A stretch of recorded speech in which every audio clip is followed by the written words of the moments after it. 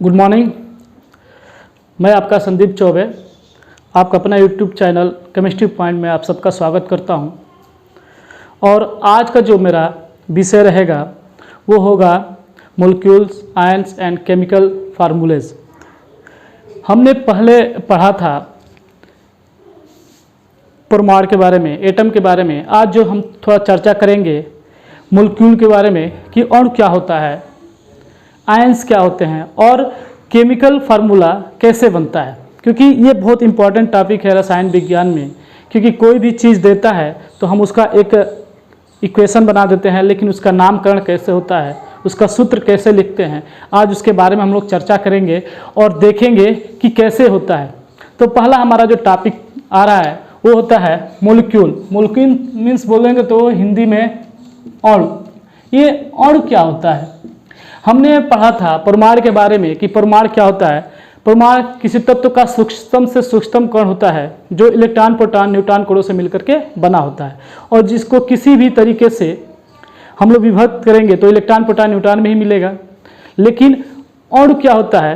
तो हम अणु के बारे में बोलेंगे कि जब दो परमाणु मान लीजिए हाइड्रोजन, इस स्थिति में हाइड्रोजन जो है एक अणु कहलाएगा, लेकिन यह अणु कहलाएगा। लेकिन यह कैसे बनेगा? तो हम देखेंगे कि जब हाइड्रोजन जब एक ही प्रकार के दो तत्व आपस में रिएक्शन करेंगे तो वो कहलाएंगे अणु। तो अणु क्या होता है? किसी भी दो परमाणुओं का एक समूह होता है, किसी भी दो परमाणुओं का एक समूह अणु कहलाता है। तो अणु का एक दो और देख लेते हैं, जैसे ऑक्सीजन भी O+O = O2। तो हम देखेंगे कि परमाणु से मिलकर के ही अणु बनते हैं। यानी हमने पहले कक्षा में पढ़ा था कि जो परमाणु होते हैं वो मुक्त अवस्था में नहीं पाए जा सकते, क्योंकि वो मुक्त अवस्था में अगर हो जाते हैं तो किसी न किसी तत्व से मिलकर के रिएक्शन करेंगे। लेकिन अणु में ऐसा नहीं होता है, मोलिक्यूल में ऐसा नहीं होता है। मोलिक्यूल में ये फ्री हो सकता है लेकिन किसी से रिएक्शन नहीं कर सकता। जैसे मैं एग्जांपल ले लो आप, ऑक्सीजन, हमारे चारों तरफ हम जो सांस लेते हैं ऑक्सीजन, वो हमारे चारों तरफ विद्यमान है। तो हम देखते हैं कि जो ऑक्सीजन होता है हम लेते हैं, फिर भी वो किसी से रिएक्शन नहीं करता। अगर वो रिएक्शन करता तो किसी भी तरीके से दूसरे तत्व से मिलकर के रिएक्शन कर सकता था। ऑक्सीजन क्या है? वो जलाने के लिए या ऐसे सांस लेने के लिए सहायक है, लेकिन वो रिएक्शन नहीं करेगा। यानी अणु जो होता है वो फ्री अवस्था में तो रह सकता है लेकिन रिएक्शन नहीं करता है, तो उसको हम बोलेंगे अणु, मोलिक्यूल। दूसरा हमारा जो टॉपिक होगा, यानी हम देखते हैं कि अणु कैसे बनता है। तो दो परमाणुओं का समूह, तो अणु को हम बोल सकते हैं, दो परमाणुओं का समूह को हम अणु कह सकते हैं। या मतलब परमाणु प्लस परमाणु बराबर अणु। यह अब परमाणु कोई भी हो सकता है। हाइड्रोजन है तो हाइड्रोजन, ऑक्सीजन है तो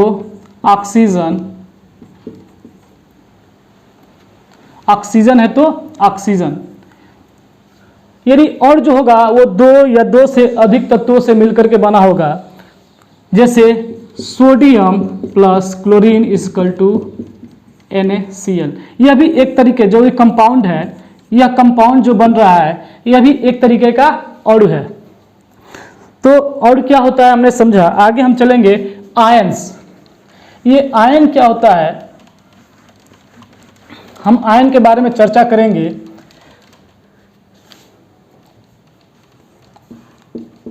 आयन क्या होता है? आयंस किसे कहते हैं? तो हम जानते हैं कि कोई भी दो तत्व मिलकर के कंपाउंड बनाते हैं, तो उस कंपाउंड में एक मटेरियल आपका धन आयन होगा, एक जो मटेरियल होगा वो ऋण आयन होगा। यानी एक ऐसा यौगिक या एक ऐसा पदार्थ जिसको अगर जलीय विलयन में घोला जाए तो वो अपने अपने पदार्थों में विभक्त हो जाए, तो उसको बोलेंगे आयन। जैसे में मान लीजिए आपका एक हो गया धनायन एक हो गया ऋण आयन, धनायन और ऋणायन। धनायन और ऋणायन मिलकर के बनाएंगे यौगिक कंपाउंड, यानी आयनिक कंपाउंड बनाएंगे। एक तरीके से बोल सकते हैं आयनिक यौगिक, यानी जो आयन्स होते हैं वह उनको अगर जलीय विलयन में घोला जाए तो वो जिस पदार्थ से मिलकर के बना है वो पदार्थ अलग अलग हो जाएंगे, यानी अपने अपने अवयव में विभक्त हो जाएंगे, उसको हम बोलेंगे आयन। जैसे में मान लीजिए आपका NaCl हो गया, NaCl हो गया, तो हम देखते हैं कि Na पे +1 चार्ज, क्लोरीन पे -1 चार्ज। अगर NaCl को हीट करेंगे, अगर NaCl को अगर हम लोग हीट करते हैं, सोडियम क्लोराइड को अगर हीट करते हैं, तो इस अवस्था में वो क्या है, एक कंपाउंड है। क्या है? कंपाउंड है। इस अवस्था में तो एक NaCl जो है, सोडियम क्लोराइड जो है, कंपाउंड है, लेकिन जैसे ही हम इसको हीट करते हैं तो अपने अवयव में क्या हो जाता है, विभक्त हो जाता है, अपने अपने अवयव में टूट जाता है, अपने अपने तत्वों में विभाजित हो जाता है। तो इस तरीके को हम बोल सकते हैं आयन, यानी धन आयन और ऋण आयन मिलकर के यौगिक बनाते हैं। अब दूसरा हम लोग देखेंगे एक उदाहरण, मतलब कि आयन क्या होता है। तो आयन जो होता है, अगर कोई पदार्थ आपस में रिएक्शन कर रहा है और उसको जलीय विलयन में डाल दिया जाए तो अपने अपने तत्वों में विभक्त हो जाएगा, यानी जो आयन होंगे। अभी दूसरा एक हम लोग ले लेते हैं, जैसे आयन, यानी ये जो धनायन होंगे, ये जो धनायन होंगे वह एक तरीके से मेटल हो सकता है, और जो ऋण आयन होंगे, जो ऋणायन होगा वो होगा नॉन मेटल। अब इनके जुड़ने का क्या है कि जैसे हम लोग पीरियोडिक टेबल में पढ़ते हैं तो पीरियोडिक टेबल में 7 रोज होता है। हमने पीरियोडिक टेबल में पढ़ा, अगर ये आपका एक, मैं ऐसे बना रहा हूँ, पीरियोडिक टेबल में जैसे 8 कॉलम होते हैं। फर्स्ट ए इसको बोलते हैं फर्स्ट ग्रुप, सेकेंड ग्रुप, फिर इसको 1 2 3 4 5 ये आपका थर्ड ग्रुप, यानी इस ग्रुप में जो भी तत्व रहेगा तो इसको हम बोलते हैं मेटल। जो इसमें तत्व होता है, जैसे आपका हाइड्रोजन हो गया, लिथियम हो गया, सोडियम हो गया, पोटेशियम हो गया, ऐसे जो तत्व होंगे वो उनका वैलेंसी के अनुसार रखा जाता है, और उन पे जो पहला ग्रुप है, अगर पहले ग्रुप में कोई तत्व है तो उसका वैलेंसी सदैव 1 होता है। तो हम लोग देखेंगे कि हमने लिखा Na+, ऐसा क्यों लिखा, उसका रीज़न क्या है।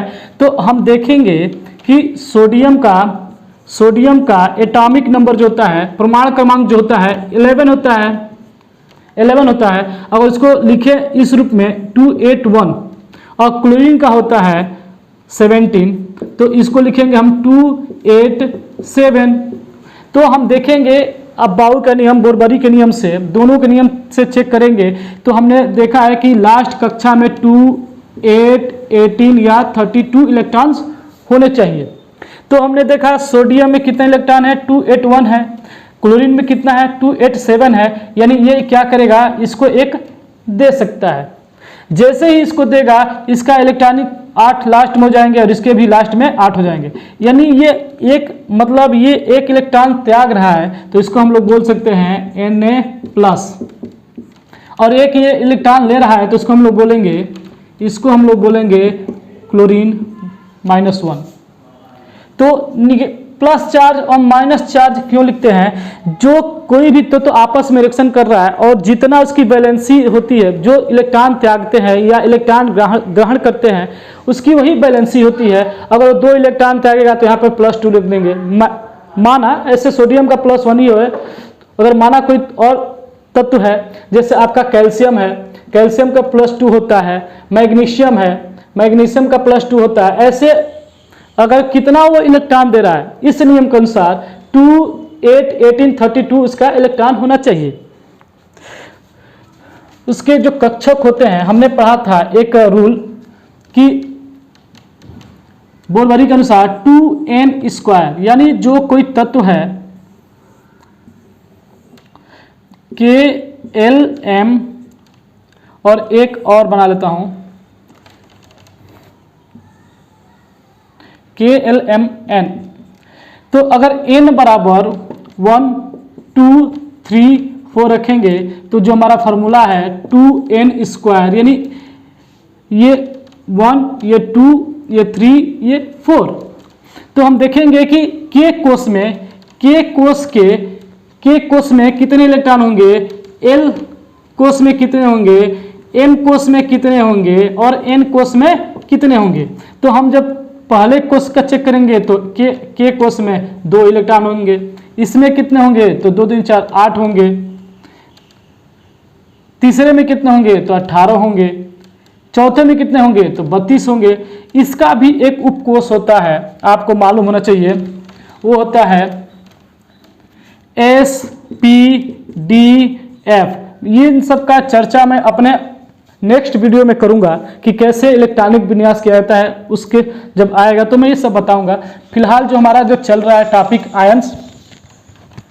आयंस क्या होते हैं, तो धन आयन और ऋण आयन, यानी जो धातु होंगे वो हमेशा धन आयन में रहेंगे, जो अधातु होंगे वो हमेशा ऋण आयन में होंगे। और जो तत्व आपस में रिएक्शन करेंगे, अगर वो रिएक्शन कब करेंगे, एक धातु और एक अधातु मिलेंगे और जब उसका जलीय विलयन में घोलेंगे तो वो तत्व क्या होगा, अपने अपने अवयव में विभाजित हो जाएगा, तो उसको कहेंगे हम आयन। अब आगे चलते हैं। जैसे मान लीजिए मैंने बताया, एक उदाहरण ले लेता हूं, एक और उदाहरण ले लेता हूं। हमारा दूसरा उदाहरण जो है, हमारा दूसरा जो उदाहरण होगा, मान लीजिए आपका NaOH है। तो NaOH को जब करेंगे, रिएक्शन कराएंगे तो अपने अपने अवयव में क्या होगा, विभाजित हो जाएगा, Na+OH। अब हम कहेंगे ये इसका प्लस आ गया, लेकिन ये OH का क्या है, तो ये OH कैसे आ गया, तो हम देखेंगे ऑक्सीजन का कितना हुआ, 8 हुआ, तो 2 and 6। हाइड्रोजन का कितना हुआ, तो 1 हुआ। ओके, तो हम देखेंगे इसको पूरा करने के लिए 8 इलेक्ट्रॉन होने के लिए क्या करेगा, 2 लेगा, और जैसे ही 2 लेगा ऑक्सीजन का वैलेंसी -2 हो जाएगा। हाइड्रोजन का कितना है, 1 है, +1 चार्ज है, इसलिए यह क्या करेगा, OH, मतलब O मीन्स -2H का +1। तो -2 +1 करेंगे तो क्या होगा, OH -1। तो ये क्या है, समझ में आया, OH माइनस के क्यों आया, कैसे आया, तो अभी आपको एकदम क्लियर हो गया होगा कि OH हमारा कैसे आया, हाइड्रोक्साइड कैसे आया। हम इसको OH को बोलते हैं हाइड्रोक्साइड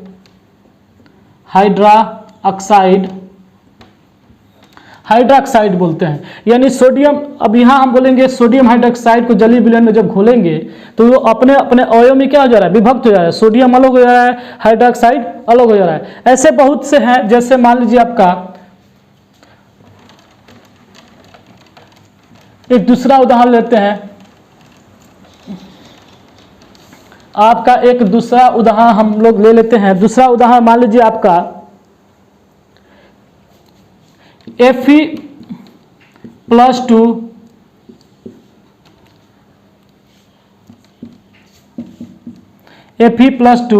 SO4 सल्फेट -2 क्या बनाएगा, Fe+2 + SO4 -2, ये हमारा एक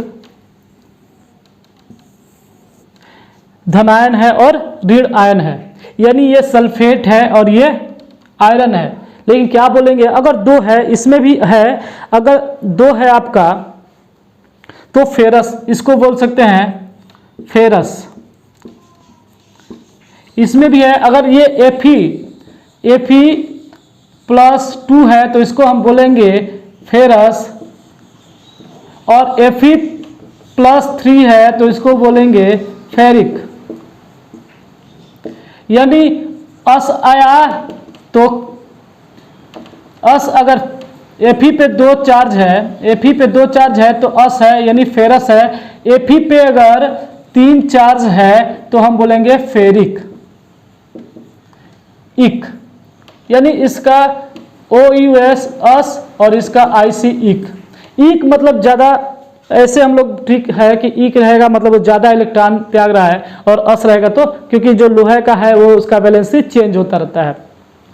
तो हम इस पर चर्चा करें तो हम इसको क्या करेंगे, ये Fe+2 प्लस SO4 -2 +2 -2 ये कट जाएगा तो हम लोग इसको बोल सकते हैं FeSO4, और हम क्या बोलेंगे इसको, फेरस सल्फेट। Ferrous sulphate. एक और उदाहरण लेते हैं आयन का। इसमें आपका केमिकल सूत्र कैसे बनता है ये भी देखते चलिए। क्या ऐसे ही हो जाता है? नहीं। अगर वो 2 है तो क्या बोलेंगे, 3 है तो क्या बोलेंगे, 4 है तो क्या बोलेंगे, सबका चेंजेबल होता रहता है, उसका रासायनिक नाम उसके नाम से। जैसे मैं कुछ तत्वों के नाम लिख रहा हूं कि जैसे आपका सोडियम प्लस हो गया, sodium plus, hydrogen plus, potassium plus, magnesium +2, ऐसे कुछ तत्व हैं, उसको हम लोग मैं लिख रहा हूं एल्युमिनियम +3। ये आपके जो है धन आयन है। कुछ ऐसे तत्व आएंगे जो ऋण आयन में भी रहेंगे, ऋण आयन में भी रहेंगे। तो हम देखेंगे जैसे आपका कॉपर प्लस और Cu+2 रहेगा तो क्या बोलेंगे, जैसे मैंने अभी आयरन का बताया, अगर Cu+ है और C+2 है तो ही, अगर 1 है तो अस, 2 है तो इक, ये चीज ध्यान देना है। अब ऋणायन में जैसे ले लेते हैं, क्लोरीन हो गया, ऑक्सीजन हो गया, OH हो गया, सल्फेट हो गया, ऐसे कुछ ऐसे तत्व ले लेते हैं, आयोडीन हो गया, कार्बोनेट हो गया, ऐसे तत्व ले लेते हैं जो धन आयन है और ऋण आयन है। तो जो धन आयन है ये मेटल होंगे और जो ऋण आयन होंगे नॉन मेटल होंगे। मैं ये क्यों बता रहा हूं, इसलिए बता रहा हूं कि हमको अभी केमिकल फार्मूला कैसे हम लोग बनाएंगे। तो मान लीजिए यहां से मैं सोडियम ले लिया, यहां से मैं सल्फेट ले लिया। अगर मैं बोला sodium sulphate, sodium sulphate, sodium sulphate कैसे बनेगा, तो सोडियम का कितना रहता है Na+,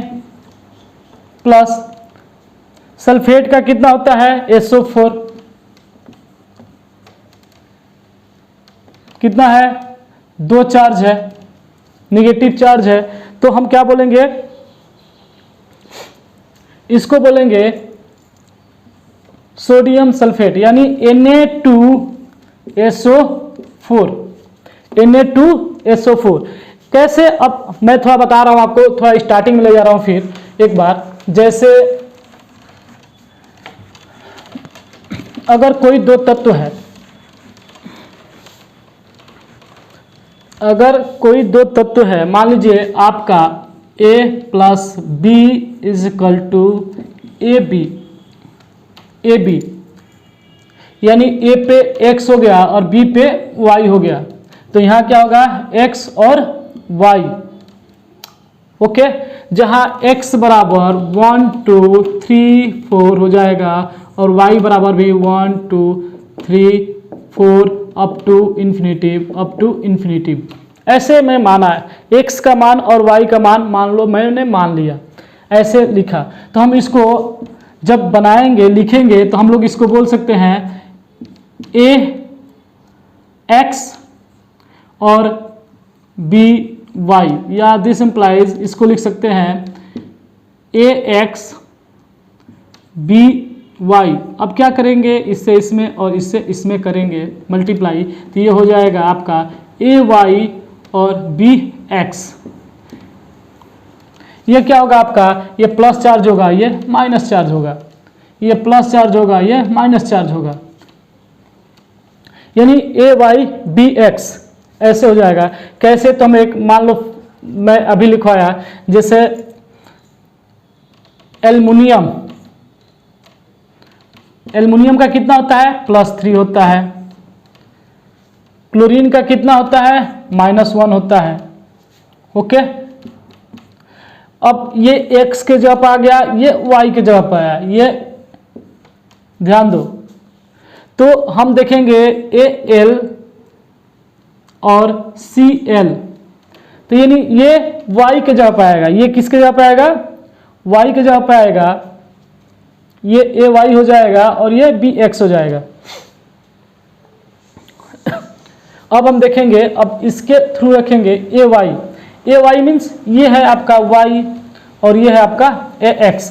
तो अब यहाँ पे y हो जाएगा, यहाँ पे x हो जाएगा, तो हम लिखेंगे Al, चूंकि क्लोरीन का एक ही होता है, फिर एक बार बताता हूँ, क्लोरीन का 287, तो ये एक इलेक्ट्रॉन लेगा तो इसका हो जाएगा 288, क्योंकि ये ले रहा है, इलेक्ट्रॉन ले रहा है, इलेक्ट्रॉन ले रहा है, इसलिए यह निगेटिव चार्ज हो जाएगा, यानी इसका जो नया बनेगा Cl-1 ऐसे हो जाएगा 288। एल्युमिनियम का कितना होता है, अब एल्युमिनियम का 13 283, एल्युमिनियम का 13 283, तो हमको मालूम है कि अगर कोई भी इलेक्ट्रॉन उसके 4 से कम है, 4 से कम है तो हमेशा होता है प्लस, और 4 से अधिक है तो हमेशा होता है माइनस। याद रखना, अगर इसके लास्ट कक्षा में अगर 4 से कम है तो सदैव प्लस होता है, और 4 से ज़्यादा है तो माइनस होता है। तो हम देखेंगे ये 3 हो गया, इसलिए एल्युमिनियम का +3, ये देगा तो इसका 2 और 8 हो जाएगा, और ये लेगा तो इसका 288 हो जाएगा, यानी ले रहा है तो माइनस और ये दे रहा है तो प्लस। तो हम देखेंगे Ly, तो x बराबर यहाँ कितना हो जाएगा, +3, और y बराबर कितना हो जाएगा, -1, तो 1। अब क्या करेंगे, Ly Clx, तो Ly की जगह पे 1 हो जाएगा, और आपका क्लोरीन की जगह पे 3 हो जाएगा। तो यानी जो हमारा बनेगा नेक्स्ट एल्युमिनियम क्लोराइड जो बनेगा ये हो जाएगा AlCl3। तो हम कैसे बनाते हैं ये हम लोग देख रहे हैं। एक दो और एग्जांपल ले लेते हैं, जैसे मैं एक दो और एग्जांपल ले लेता हूं। एग्जांपल आप लोगों को समझ में आ रहा होगा, नहीं समझ में आए तो आप कमेंट बॉक्स में प्लीज लिखें।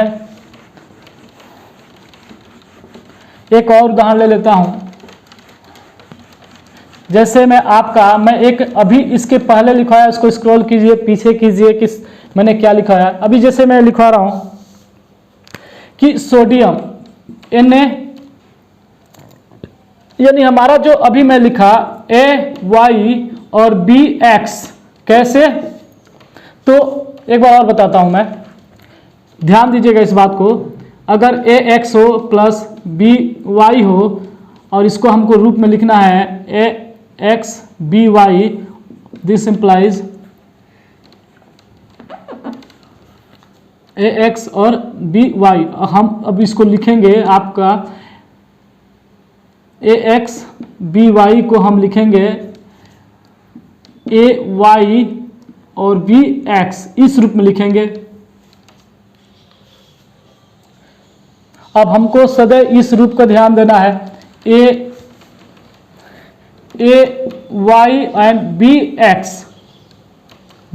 ये x किसका है, ये मेटल का है, और y किसका है, नॉन मेटल का है, नॉन मेटल का। तो हम देखेंगे, जैसे सोडियम ले लिया Na+, मैं मान लो ले लिया नाइट्रेट NO3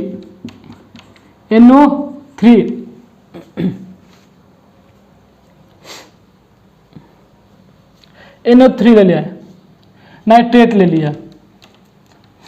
तो हम देखेंगे जब बनाएंगे, तो अभी मैं बोला ये x है और ये y है, तो हम लोग क्या करेंगे, फिर वही Na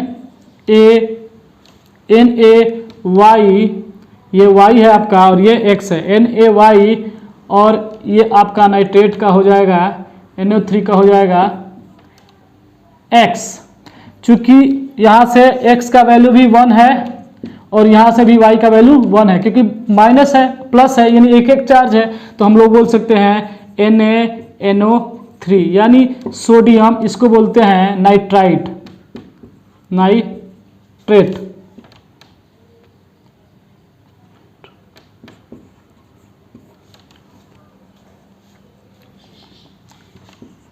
सॉरी, इसको बोलते हैं नाइट्रेट। तो इसको बोलेंगे सोडियम, क्या बोलेंगे, सोडियम नाइट्रेट, सोडियम नाइट्रेट। ये कैसे हो रहा है? ठीक उसी तरह से मैथ का जो फार्मूला होता है, कुछ है नहीं इसमें, आपको थोड़ा दिमाग लगाना है और वीडियो जो है आप ध्यान से देखो क्या बताया जा रहा है।